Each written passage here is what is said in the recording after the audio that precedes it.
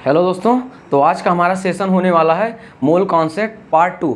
जैसे कि हम प्रीवियस लेक्चर में बात कर चुके थे कैसे हम मोल को निकालते हैं, कैसे हम नंबर ऑफ मॉलिक्यूल को निकालते हैं, क्या होता है हमारा एवोगाड्रो नंबर, क्या होता है हमारा कैसे कैसे नंबर ऑफ पार्टिकल निकालते हैं, समझ रहे हैं, और क्या कैसे हम नंबर ऑफ इलेक्ट्रॉन्स निकालते हैं। अब देखिए ये सारी चीज़ें तो हो गई थी और कुछ कंसंट्रेशन टर्म थे, क्या कहते हैं percentage weight by weight, percentage weight by volume और मोलालिटी जो है, जितने भी टर्म, कुछ एक जो है रिलेशन वाला फार्मूला था डेंसिटी, मोलालिटी और मोलरिटी में, ठीक, वो फार्मूला हमारा कंप्लीट हो चुका था। जैसे कि मोलालिटी मतलब छोटका वाला एम, ठीक, इक्वल टू 1000 बड़का एम मतलब मोलरिटी, ठीक, और अपान 1000 इंटू डेंसिटी माइनस मोलरिटी मतलब बड़का एम और मोलर मास ऑफ सोल्यूट।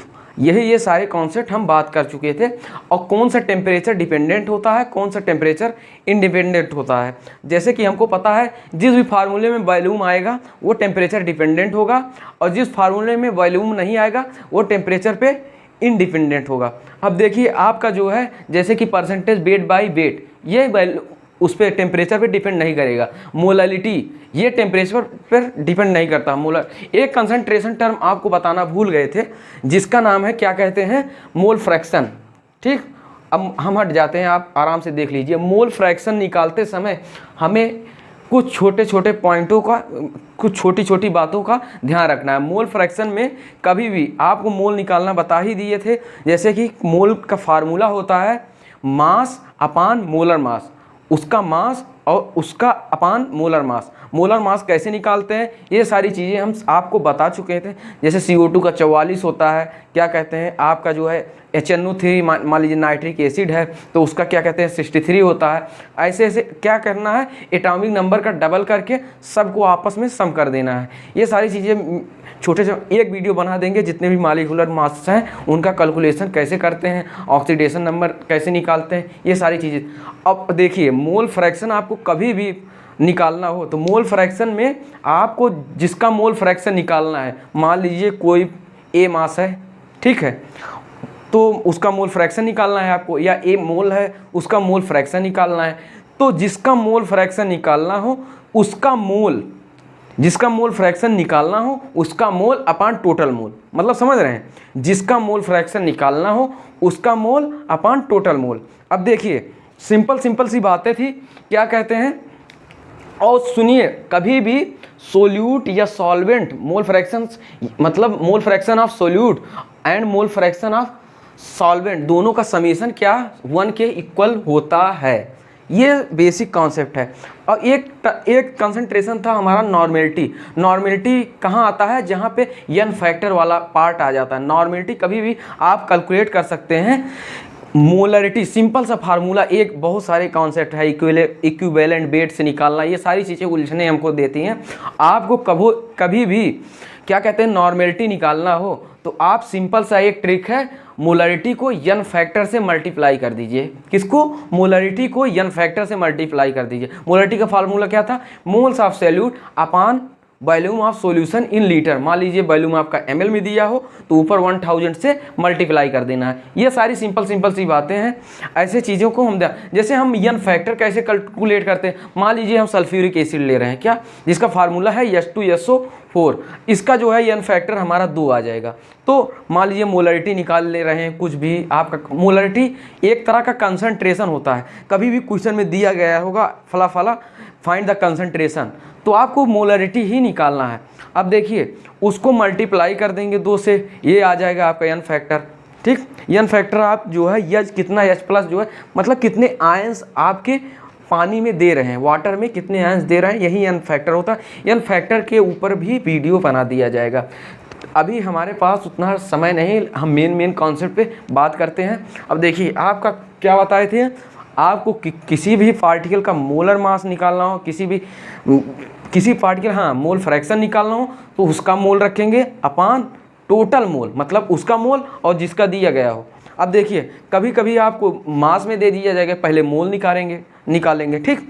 उसके बाद क्या कहते हैं, मोल निकाल के उसके बाद यही फार्मूले पे रख देंगे कि मोल फ्रैक्शन का कोई भी क्वेश्चन हो, उसके मोल अपॉन टोटल मोल, उसके मोल अपॉन टोटल मोल, या ऐसे भी फार्मूला रख सकते हैं x solute upon x solute plus x solvent को, कुछ इंग्लिश मीडियम हिंदी मीडियम, मतलब एक हिसाब से हम ये कॉन्सेप्ट ईजी से ईजी बनाना चाहते हैं, इसी वजह से आपको इस तरीके से बता रहे हैं। अब देखिए मोल फ्रैक्शन ऑफ सोल्यूट और मोल फ्रैक्शन ऑफ सॉल्वेंट का दोनों को कम्बिनेशन क्या होता है, हमारा जो है 1 होता है।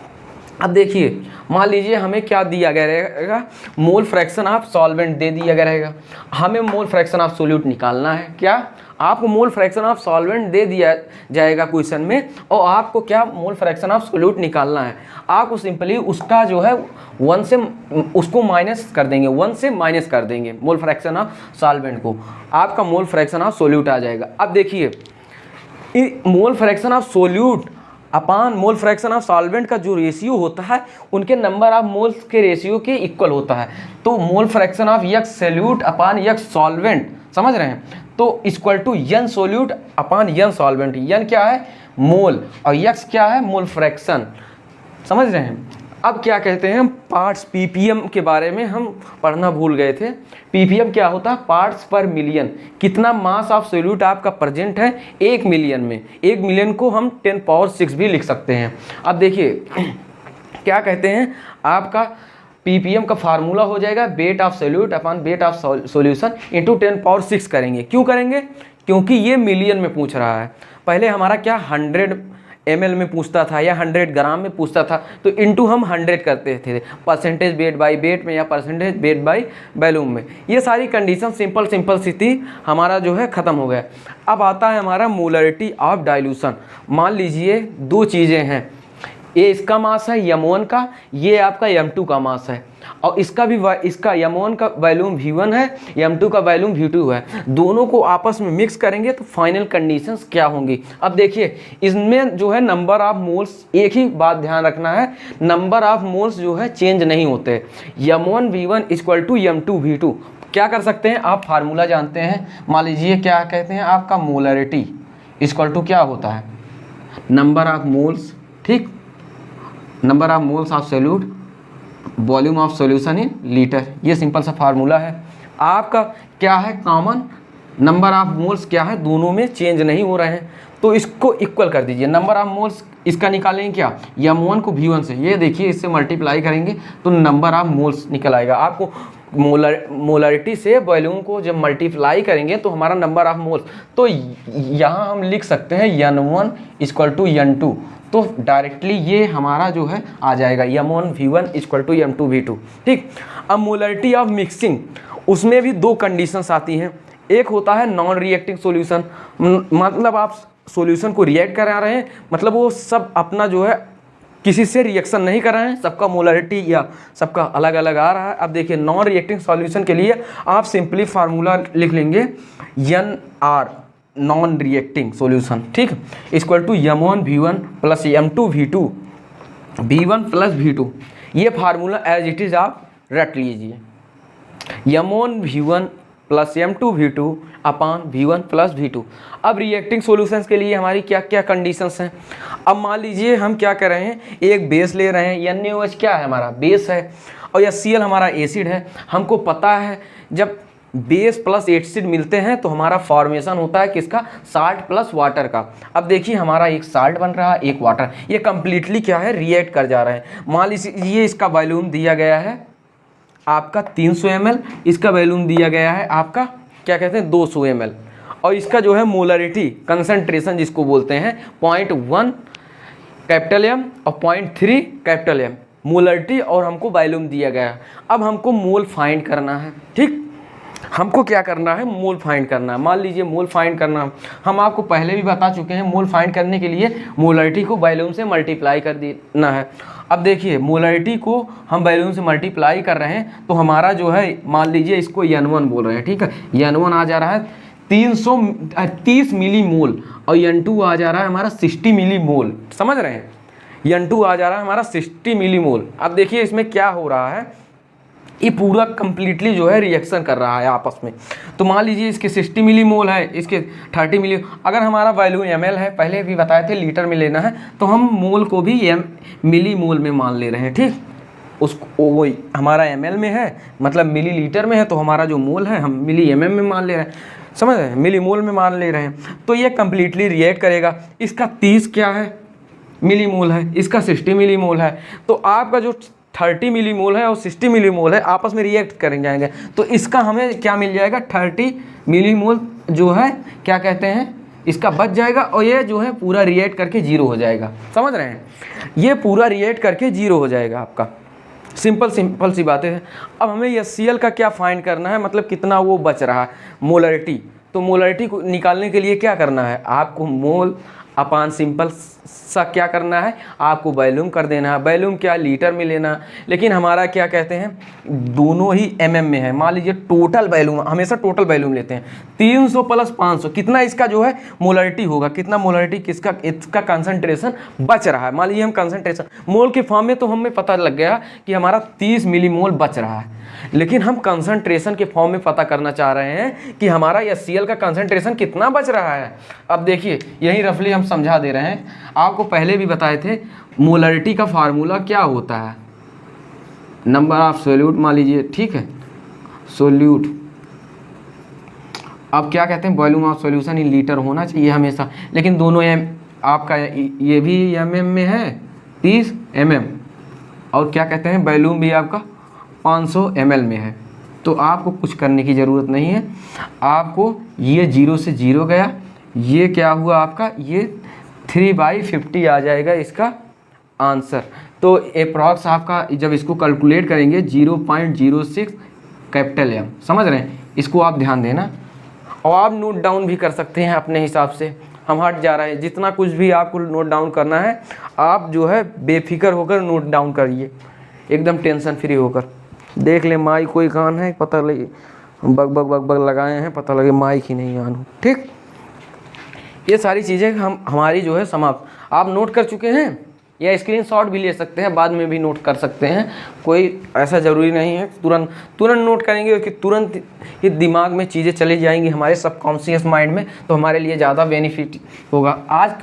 अब हमारा टॉपिक स्टार्ट होता है लिमिटिंग रीजेंट। हेडिंग डालिए लिमिटिंग रीजेंट।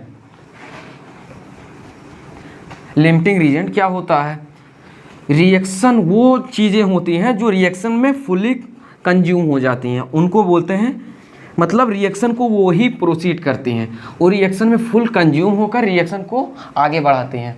अब आता है हमारा, हेडिंग डालिए लिमिटिंग रीजेंट। लिमिटिंग रीजेंट, अब देखिए बड़ा सा डाल रहे हैं, लिमिटिंग रीजेंट। इंक भी ख़त्म होने वाला है, पूरा ख़त्म हो जाए तो भरते हैं इंक। अब देखिए पहले इसके लिए कंडीशन, लिमिटिंग रिएजेंट क्या होता है, जो हिंदी में लिख लीजिए, जो रिएक्शन में पूरा कंज्यूम हो जाए, कंज्यूम हो जाए, समझ रहे हैं, जो रिएक्शन में पूरा कंज्यूम हो जाए उसको बोलते हैं लिमिटिंग रीजन। अब लिमिटिंग रीजन के लिए कंडीशंस क्या होती हैं, मान लीजिए हम हेडिंग डालते हैं इनके लिए कंडीशंस, बहुत शॉर्ट में हम बहुत आपको पूरी जो है मोल कॉन्सेप्ट हम ख़त्म करना चाह रहे हैं, और जो ऐसा कॉन्सेप्ट हो जो कि एक भी क्वेश्चन फंसे ना। आप क्या, हम व्हाट्सएप नंबर जो है अगले वीडियो में हम डिस्क्रिप्शन बॉक्स में डाल देंगे अपना, जो भी क्वेश्चन पे आपको डाउट होगा वो क्वेश्चन आप जो है हमको मैसेज कर सकते हैं। अब देखिए लिमिटिंग रीजन क्या होता है, जो रिएक्शन, अब इसके लिए कंडीशन, ठीक है, लिमिटिंग रीजन क्या होता है, जो रिएक्शन में पूरा कंज्यूम हो जाए और रिएक्शन को प्रोसीड करे, एक वर्ड में समाप्त। अब देख लिए कंडीशन क्या होता है, LR का लिखिए, लिमिटिंग रीजेंट तब लगाना है, कब लगाना है इसको, तब लगाना है जब 2 या 2 से अधिक रिएक्टेंट मॉलिक्यूल हों, तब लगाना है जब 2 या 2, थोड़ा हिंदी की हमारी राइटिंग जो है बेकार है, 2 या 2 से अधिक, लेकिन हम बोल भी दे रहे हैं इसीलिए अधिक, जब तब लगाना है जब 2 या 2 से अधिक रिएक्टेंट, रिएक्टेंट क्या होता है, जो रिएक्शन करता है, प्रोडक्ट जो बनता है, रिएक्टेंट, जब या 2 से अधिक रिएक्टेंट मॉलिक्यूल प्रेजेंट हो,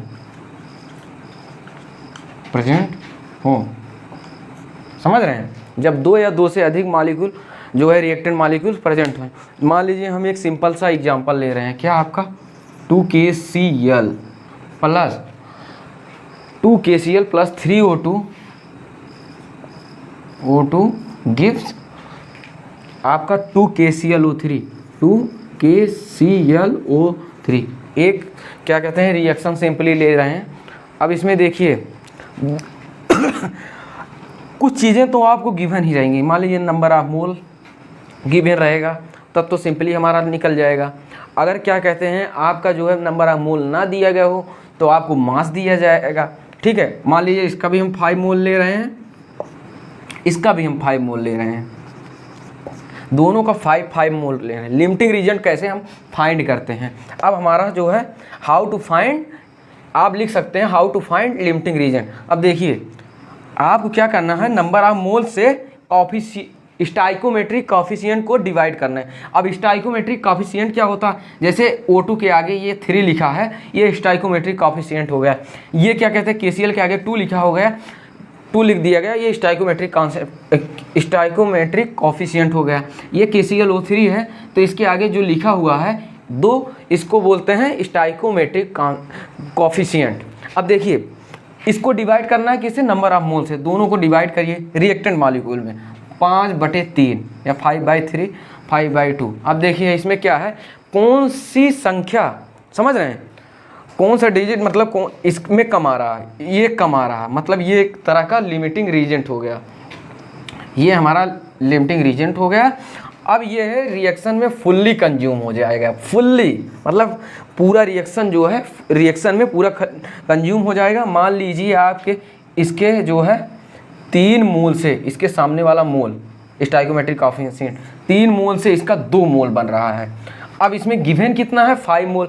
तो पहले हम जो है एक यूनिटरी मेथड बोलते हैं, पहले के ज़माने में हम जब बचपन में थे कुछ सिंपल चीज़ें जो है हम पढ़ चुके थे, जैसे 1 रुपये में 4 आम, तो 5 रुपये में कितना आम, या 1 रुपये में हम मान लीजिए ये दे रहे हैं 1 रुपये में 4 आम वाला कॉन्सेप्ट तो बहुत ईजी है। तो 1 रुपये में हमारा मान लीजिए 3/4 आम है, ठीक है, नहीं मान लीजिए 2 रुपये में 3/4 आम है।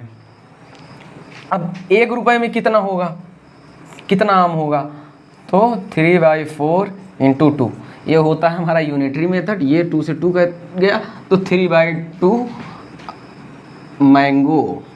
मैंगो, समझ रहे हैं, 3/2 मैंगो, ये होता है हमारा एक सिंपल सा ट्रिक यूनिटरी मेथड का। अब देखिए आप इस पे आते हैं, हमारा 3 रुपये में 2 मोल है।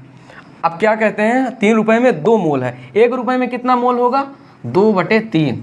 और क्या कहते हैं आपका क्या 5 मोल में कितना मोल होगा, अब इसको निकालना है हमको। क्या करना है, 5 मोल में कितना निकाला है तो × 5 कर सकते हैं, समझ रहे हैं, × 5 कर दें तो 10/3 आ गया क्या आपका, ये इसका मोल, मतलब इसका कितना मोल बन रहा है, समझ रहे हैं, 10/3 इसका बन रहा है, मोल इसका बन रहा है, यहाँ आप मोल लिख सकते हैं, ठीक है, बन रहा है। तो समझ रहे हैं इसमें एक चीज़, ये इसके कितने मोल बच रहे हैं, ये रिएक्शन में तो पूरा कंज्यूम हो जा रहा है, यही रिएक्शन को प्रोसीड है, तो इससे कुछ रिएक्ट किया होगा, समझ रहे हैं, और जो है कुछ बनाया है। अब जो बनाया है, समझ रहे हैं,